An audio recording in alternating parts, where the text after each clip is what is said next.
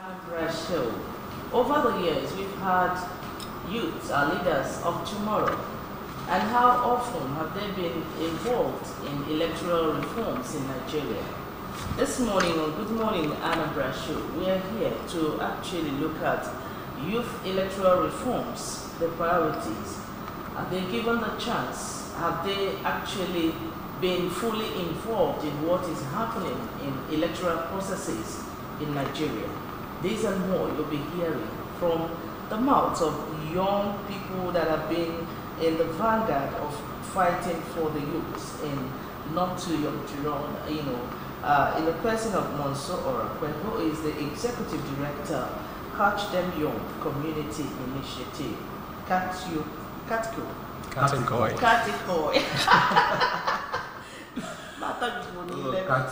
You're welcome to the show. Thank you, Nanya. Thank you, ABS, and thank you, the Southeastern.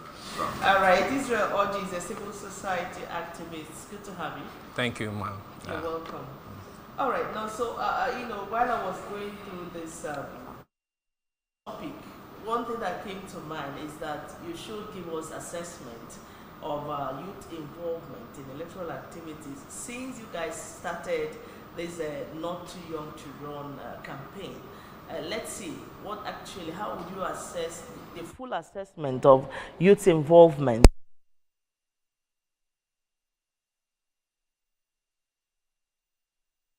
Let's talk about Not Too Young to Run, or youth engagement in electoral processes. Since the flag off of Not Too Young to Run, it has been very apt. It has been very nice.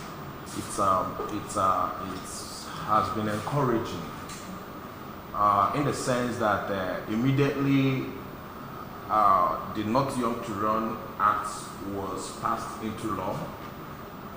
The young people take ownership of governance, and you can bear with me that across Nigeria and beyond, you see what has been transpiring in this circle of young people, especially as it has to do with elections. So in Anambra here, you can bear with me that National House of Assembly, we have more of young people now. The appointment of the former governor, Willie Obiano, you see almost 60% of young people were appointed. And presently, Professor Charles Churudo is also doing the part. So since the inception of Not Young to Run, the case has not been the same. So we changed the status quo to take up the space. But still, there are so many challenges. When the ex-president said, I will give young people the chance, but after his tenure.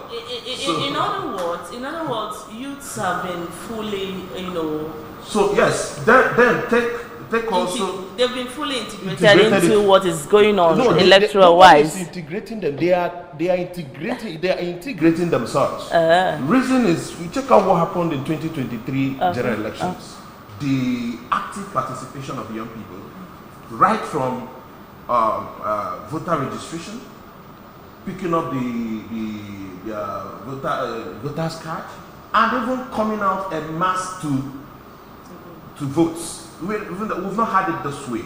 And the reason why we are also here is to, what triggered after. Yeah, and that's why I'm trying to ask this question, whether Youth Electoral Reform Project is actually a project you started newly to increase youth participation in Nigeria's electoral reform. Tell us about that. Okay, the youth-led electoral reform project, shortly called YEP Niger.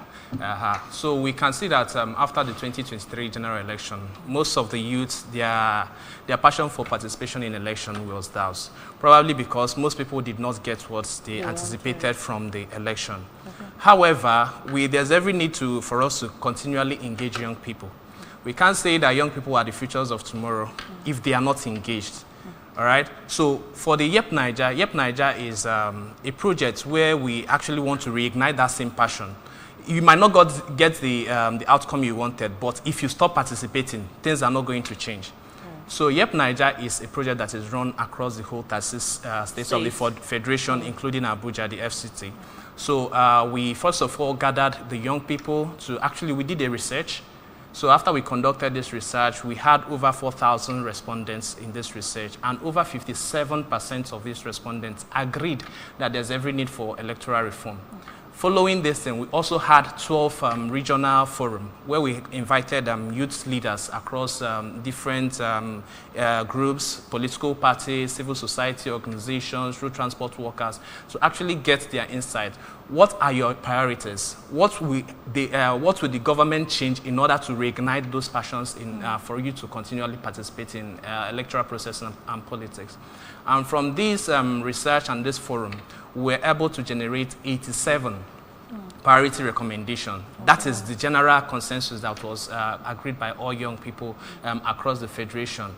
And we know that 87 is a large number, and we cannot, I am at the same time. So through experts consultation and other youth groups, we were able to narrow these things down to 5 priority recommendations that we believe that if these things are implemented, it's going to reignite those passions in the young people, not just to participate, but actively participate in electoral processes and politics. All right, we'll still look at those priorities one after the other, but also that will be after you have explained to us how this year came about, when it started and what you've been able to do since it began.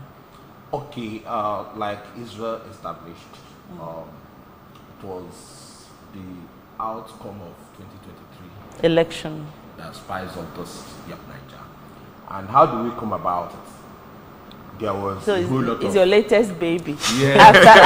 after not too young to run. We keep evolving. So immediately after that, we had to place up. There was a whole lot of dissatisfaction, up to 100%. Must be frank with you.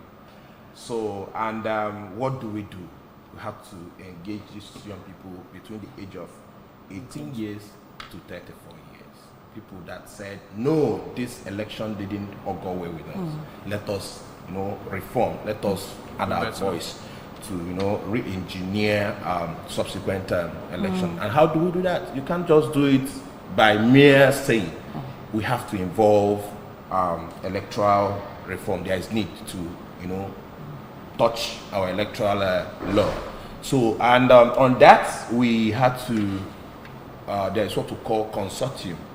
Consortium is a group of CSOs coming together to push these projects.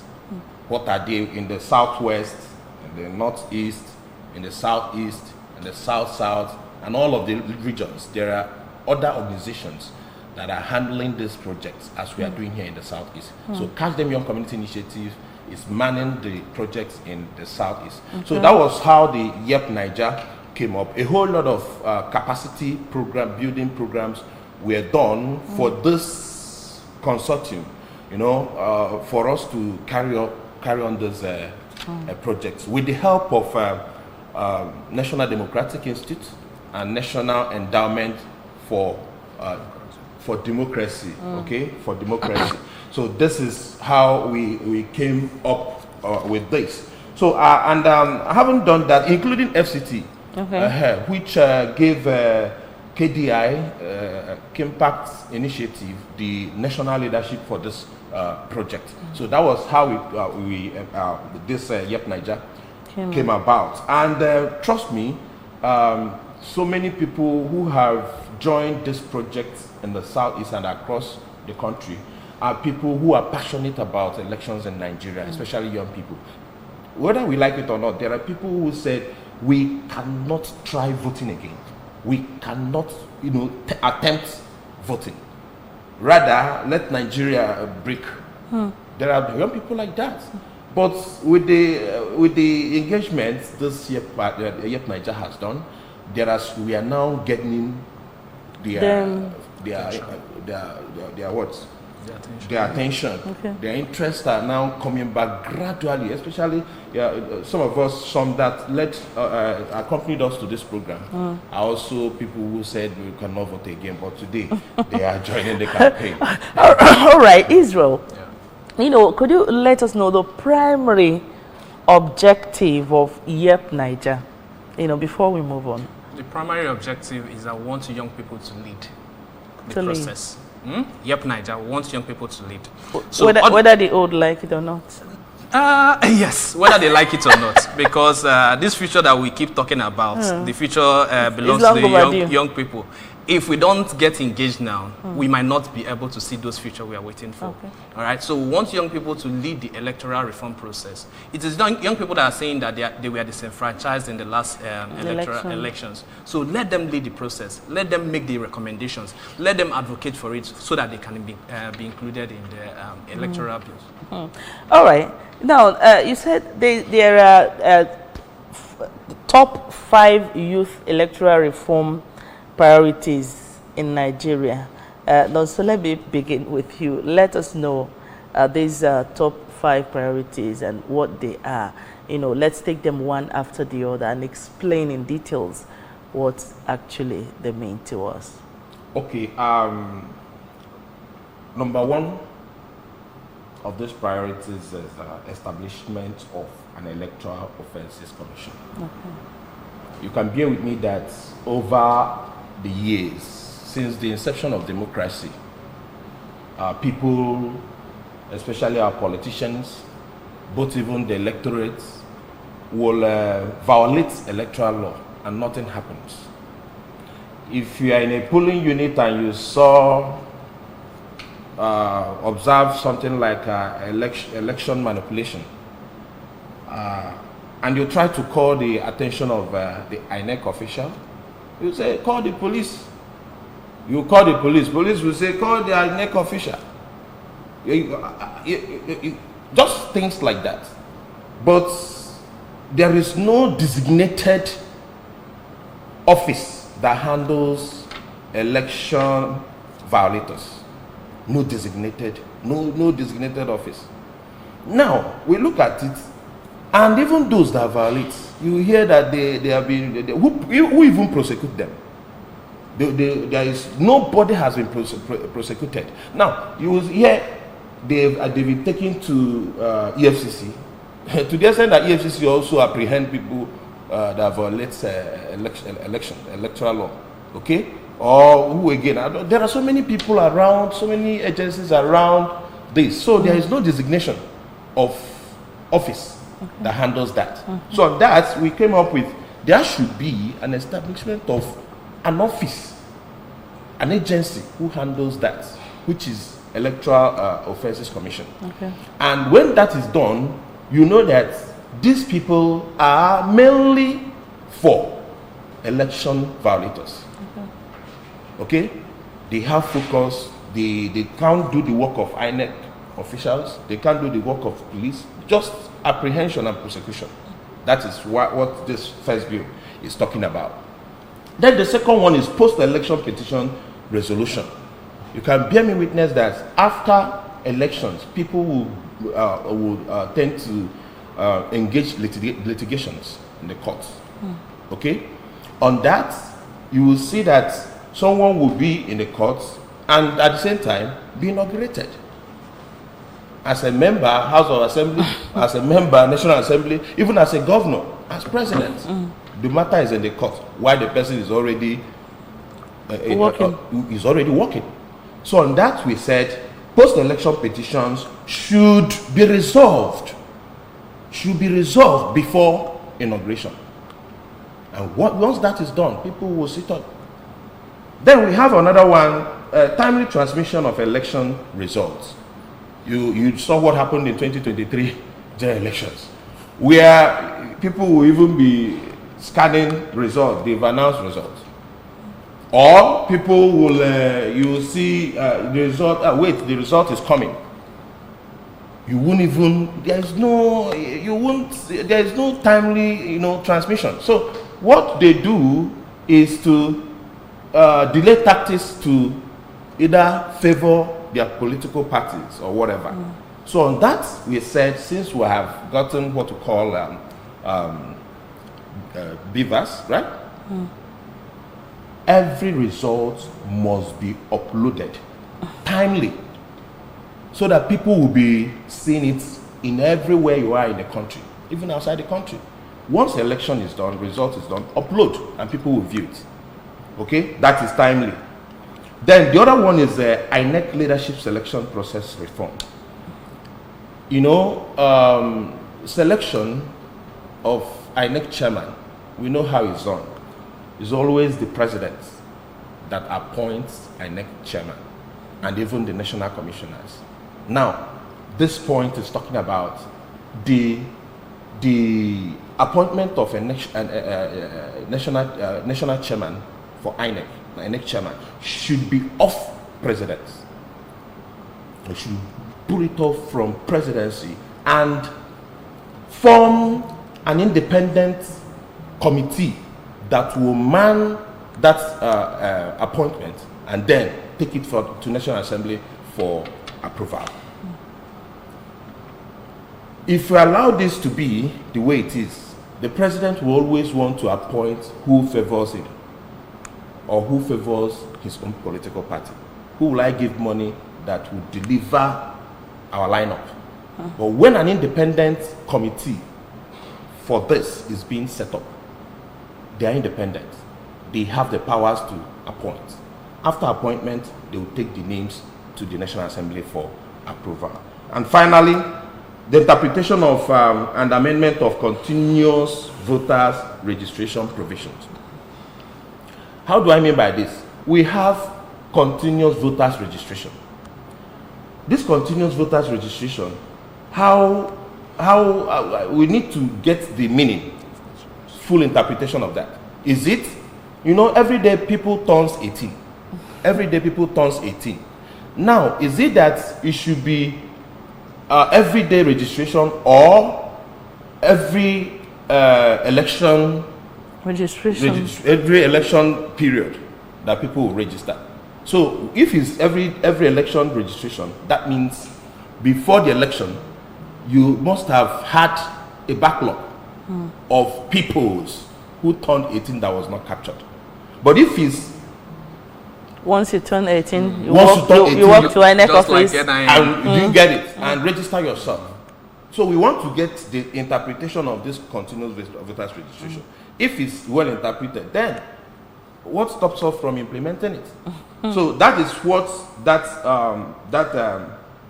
number 5 is. So we look at these things and we say it is very important that we share this information to our legislators who will, because we cannot, it's not CSOs that will enact it as a law. All right. You know, this is so beautiful. I must commend people that came up with this. And we know that this is not the first time we are seeing beautiful policies, you know, from so many quarters, all in an effort to make Nigeria a better place for all of us. Now, do you think this is going to see the light of the day, knowing that there have been so many like this that came up and approvals were given? At the end of the day, we didn't see anything come out from it. So how do you people intend to, you know, go about it to ensure that this is the light of the day? Okay. Thank you for the question. And like you said, yes, it's going to see the light of the day. I so much believe that it's going to see the light of the day. We pray so. So first of all, we have House of Reps members and senators that are part of the committee. And we've already started from the Southeast region, since Kajim Young is handling the Southeast region. And we've started engaging them one-on-one. All right? We sent you there to represent us. So if you are representing us, this is what we want you to help us to advocate to your colleagues at the House of Assembly. All right? House of Reps. So National Assembly. So we believe so much that this is going to actually see the light of the day, because it is not just us. It is not an individual thing. It is not a category activity. This is what the youth want. This is what the youth in your region want for us to actually advocate. And secondly, I wanted to also make a point on the number 4 recommendation, because one thing there is that in every election, the president is a person of interest. He has interest. All right, so we can't have somebody that has interest in the outcomes of the election, whether he's contesting to also be selecting at the process. So it doesn't show that it's a free and fair process.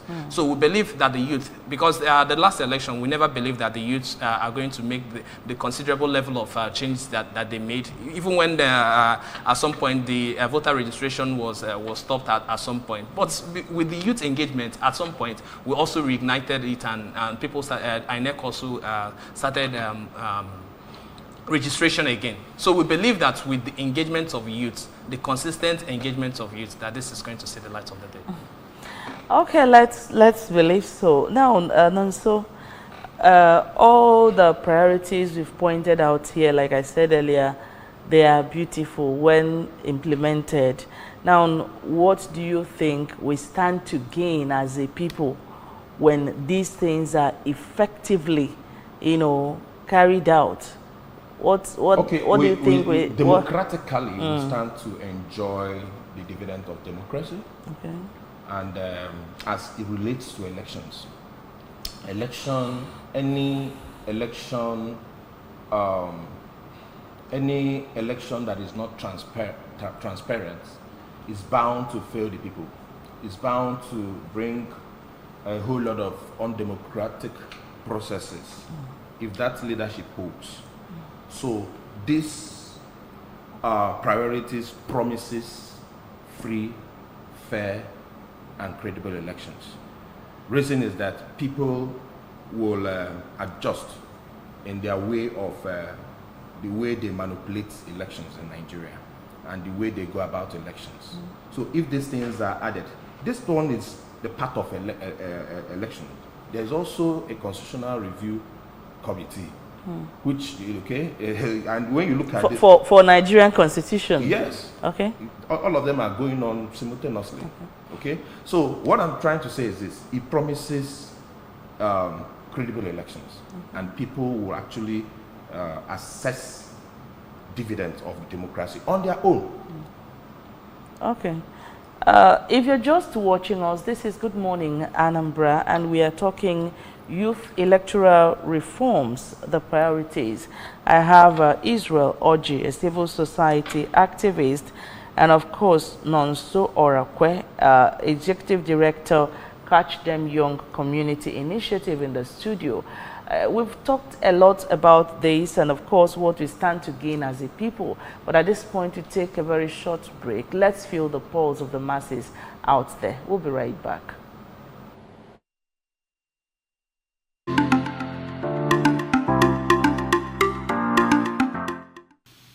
The youth see themselves as people or group that are isolated from the government of the day, and this is giving them or putting in their hearts a sense of not belonging to the country that we all claim that we all have. So it will be of great benefit if youths are given an opportunity, like a clear-cut out positions to serve in the government of our country, key positions. This will make them to have a sense of belonging, and this will give them hope, like this agenda of this incumbent administration, Renew Hope.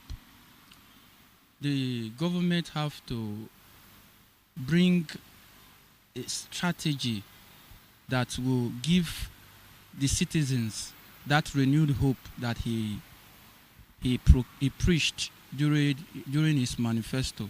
So I feel that should be one of the best strategy if the government consider giving out key position to the is the person capable.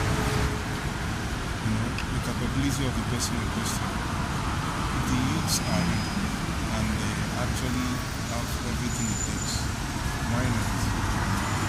We keep crying and the youths are the leaders of tomorrow, but then we have what it takes to carry out, what it takes in all those positions to pioneer the affairs of the country as the youth. I believe it's not about the youth or the old. What I believe is capability. Let the youth wake up and key in if they feel it is the time. And I believe so many youths out there are keying in. And if they are found capable, why not? Let's include them. I think it's time. It's still okay if they will include the youth. But what I'm saying, or my own opinion, will they be able to withstand the corrupt leaders? These our elders there that are corrupt, that are not there to serve the country, they are not there to serve the state, they are not there to serve the local government, they are there to enrich themselves. Can the youth withstand them? Because I knew very well that the spirit and the zeal that youth have, they can be able to make impact. But the problem, will they be able to resist these cabals that are in the government? Will they say no to their corrupt ideas? For instance, if they elect somebody as a local government chairman or as a House of Assembly members, you will see somebody will be telling them, mostly in the House and other places, those old cargoes that are there, you will see them telling them, why you doing, you're supposed not to do the normal thing. You will see they will pass bill that will have some roads to repair, will have some this thing to do in my constituency. When they are given the money to do it, they will not do the work. Rather, they will divert the work. They will divert the money. So we are encouraging the youth, if they are out in politics, it's a welcome idea, as long as I'm concerned. But what I'm saying, when they go there, they have to stand on their ground. They have to make sure that what they say is what they do. We have a very big benefit on it because youth is youth. This old man is old man. Then for my own, I would like a youth to be on top, either president, governor, or local government chairman, or let the youth enter and change Nigeria, change things. Change Nigeria, change things. Youth now is digital. It's not analog. These old people you see, it's analog people. They are not a digital, but the youth, digitals. If we know exactly our problems, then I think it's advisable. Let them allow youth to take place.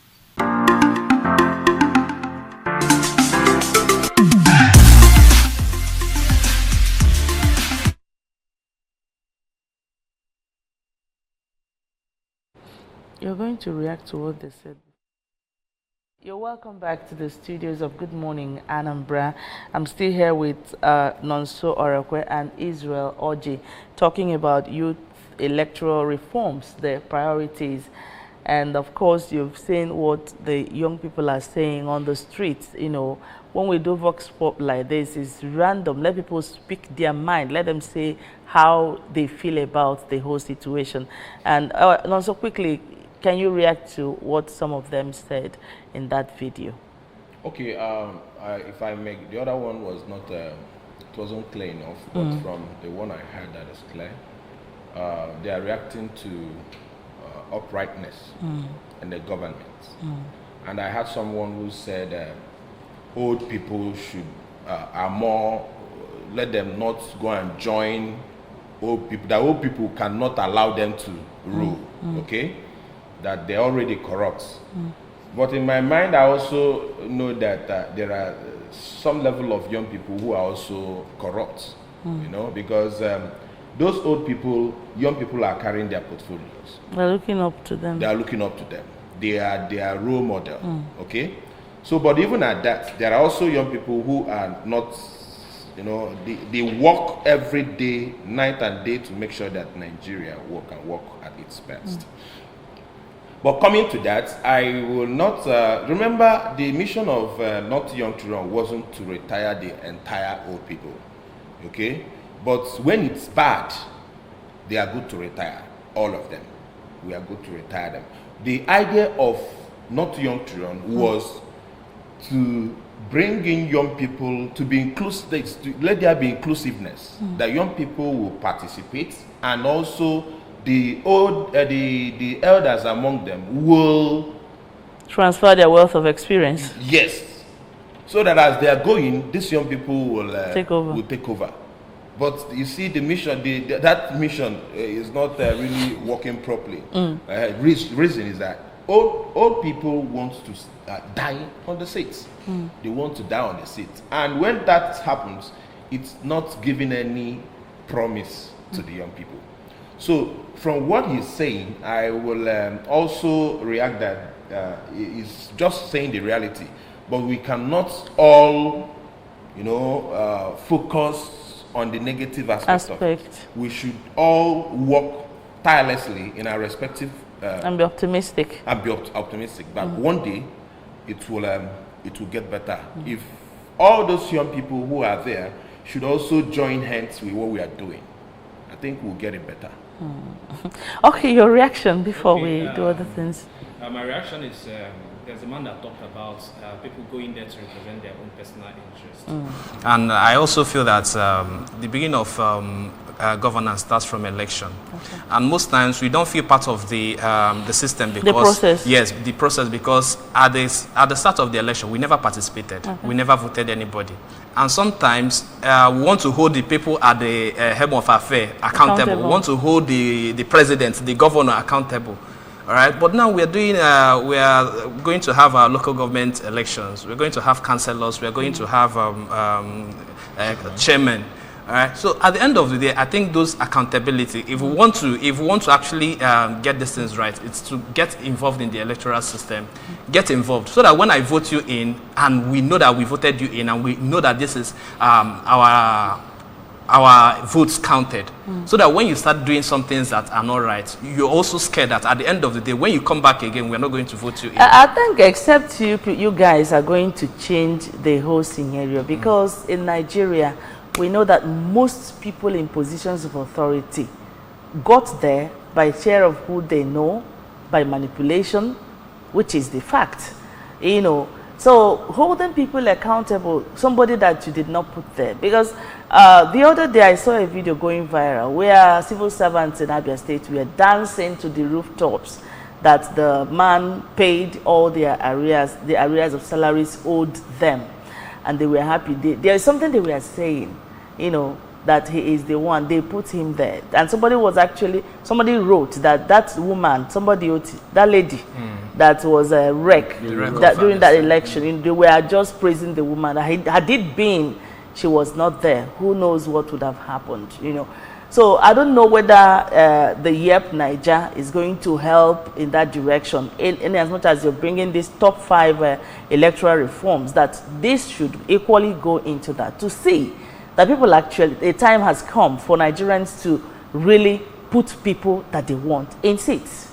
So one of the recommendations about setting up a commission for electoral offenses is actually going to go into this. Okay. All right. So if there's a commission, if we see you manipulating any results, you'll be arrested by the commission. Okay. So that is one of the provisions of the YEP Niger that's actually going to ensure that people are held accountable. Okay. You cannot just do things and you go scot-free. Okay. So I believe if these things are put in place, it's actually going to help. All right. Now you talk about the challenges, that we are going to have in all this.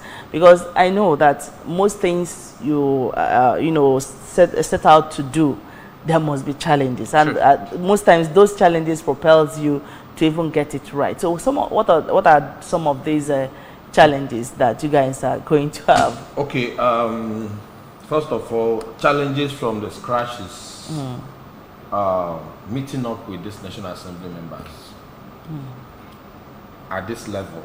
It's actually a challenge to us. Meeting with them to introduce those very documents. It's actually a challenge because you have to put up calls, try to track them wherever they are, book appointments and stuff like that. And time for this is actually getting close to an end. But major challenge we envisage is getting the minds of people, the minds of National Assembly members to get this approved. Okay. Prior before now, even when we did not young law, it wasn't easy for the National Assembly to assent it. But likewise, this one, I know there will be 1 or 2 or 3 or more legislators that might say, "Oh, no, we don't need to do this. We don't need to do this." Or that's already there. That is already there. Okay. Okay. But even if it's there, dust it up. If it's there, dust it up. And if it's there, does it capture in this manner? Give the explanations. Is there a place you can interpret for the people? So one good thing about this is that there will be ongoing public hearing in different zones. I think Southeast will soon have theirs. Okay. So challenges is some of the legislators who may not want this thing to thrive, may not want to, be part of the assets or the support or the approval. That is majorly where we are, But with people like Victume that we have approached, he promised. In fact, he went through these priorities one after the other, explaining them explicitly, explaining them one after the other, and to the glory of God, and as God may have it, he mentioned that these things are already at the National Assembly being discussed. So with that, it spiced up hope for young people that this thing will try. But there is still a challenge where he said this, he doesn't know the mind of other people from other regions. In fact, I've heard, although it's a rumor, that someone said there is nothing like this. I don't want to quote, but I've heard there is nothing like this. National Assembly will not even look at this. Okay, now, you earlier, while we were beginning, you talked about this being in the whole 36 states of the Federation. Now, who are you working with? Apart from Not Too Young Children, the civil society, which other arms of which people are you guys working with to ensure that this sees the light of? Because all efforts, at the end of the day, what you pray for is that it will see the light of the day. All right. For the national, we have KDI. KDI is Scheme Part Development Initiative, so they're also equally handling the North Central and Abuja. And for the Northwest, we have Jazz Development Initiative. And for South-South, we have Will Trust Foundation. And for Northeast, we have Child Protection and Peer Learning Initiative. And for Southwest, we have NIGAD Initiative. So these are organizations that are handling this thing. But as I said earlier, our initiative is for young people to lead the process. So these like coordinating organizations. But within those systems, we have different youth groups, National Youth Council of Nigeria, YAN, YALI, different youth-focused civil society organizations that are also in those states. So ours is to coordinate in those regions, then make you to also lead the process. Now, I don't know whether people have gone down to the grassroots, getting other youths that are not in urban centers that can equally help to drive this cause, even the traditional institutions. Are you people into that? Okay, we have a WhatsApp group. Okay. That's for Southeast. For Southeast, that captured a whole lot of young people, and in the Southeast, we have coordinators in each state: Imo, Abia, Enugu, Ebonyi, as well as Anambra. But Anambra, we have to be inclusive in our selection. That's in Anambra is person with disability that is coordinator here. So and we are very gender sensitive. So these coordinators also have their people they work with. Yes, down to the grassroots. So the structure is catch them young, state coordinators, local government coordinators, just like that. So the message is I think it's getting to everywhere, and that is why we also want to partner with media team like this, like ABS, which has been very helpful to our programs, in projecting our information to the people.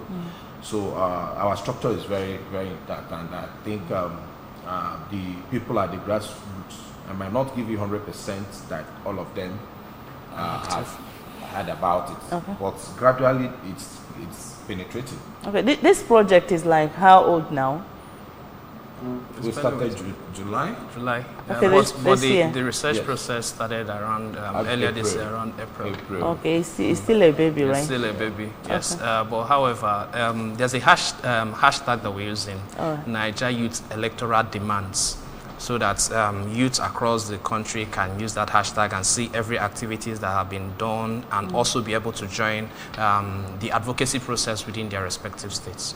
Okay, now, you know, the world has become a global village. I don't know whether Nigerian youths in diaspora can join what you guys are doing. Of course. And how they are going to join. Please speak up. Okay, okay, so like I said, we have a hashtag. Okay. All right, we have a hashtag, Niger Youth Electoral Demands. And second, we also have a WhatsApp group. So this WhatsApp group is for different regions. They have WhatsApp groups, so to help people to know the activities and also to help in strategic mapping of stakeholders. So because we know that we cannot do it alone. A young person can actually tell you, okay, I have access to this particular person and makes it work. So for youths in diaspora, they can use that hashtag to follow our link. We also have our Catch Them Young social media app that people often ask us questions and we give them feedback, and they also make recommendations. Those are the ways that young people across the countries can actually participate in this process. You know, because, you know, in 2023, you saw what happened, you know, when Peter Obi traveled around the globe, you know, the zeal, the passion in them. That's why I asked that question, whether they are, you know, into what is happening, because they actually, some of them, truthfully, are crying for the nation to be better. They are crying because they feel we are good, but what is our problem as a nation? So that's why I asked that question, to see whether you guys are carrying them along in what is happening here, you know, to help push these things. Because when you are much bigger in number, the tendency to achieve more is there. Okay, now this YEP Niger, we've talked a lot about that and all what. I would want you to, you know, tell us again the aspirations, the dreams, and of course the you know, the passion and what you stand to achieve at the end of the day, and how you intend to achieve it, you know, as we are wrapping up. Okay. Oh, okay. Now, when you talk about what we tend to achieve, it's just good governance and democracy. Okay. And this good governance can never thrive without having a pure process in our electoral system. That's the key.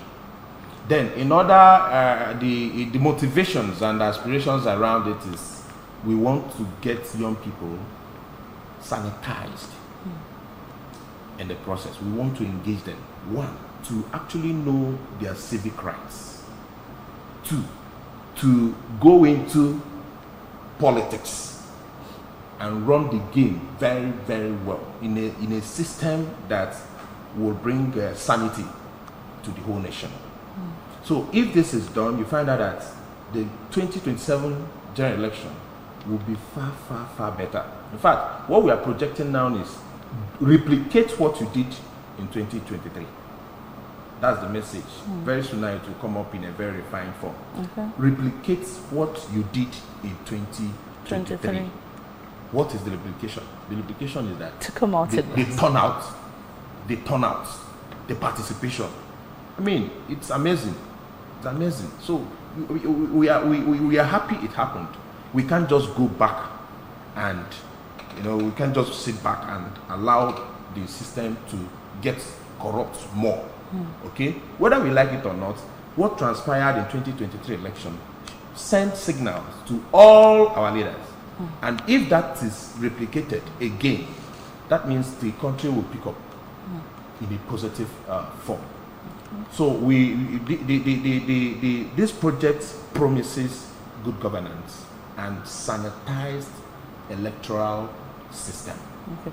All right. Now, Israel, how are you people getting the youths of Anambra involved? You know, how are you sensitizing them to know what you are doing and to let them join in the process?